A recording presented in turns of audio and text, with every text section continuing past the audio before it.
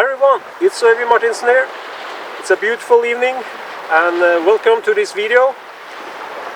In this video I'm going to talk about the visionary wilderness. And what is the visionary wilderness?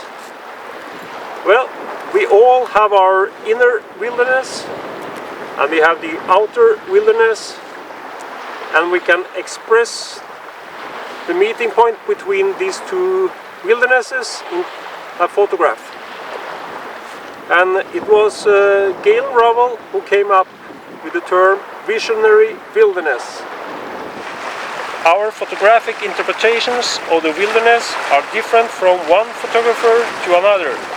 We all see the outer wilderness differently, and we also have different inner wildernesses.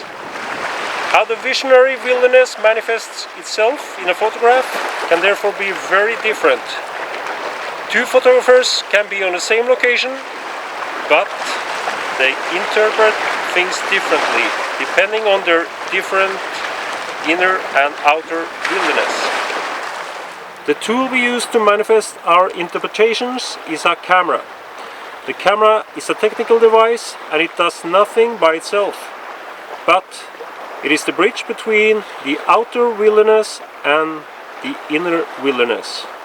And with the camera you can take a technical perfect photograph that is totally boring. And the camera is the same whether you take a bad picture or a very good picture. So you need something else. You must develop your visionary wilderness. And that means you have to develop your inner wilderness and the outer wilderness, and how you interpret them and melt them together in a photograph created by you.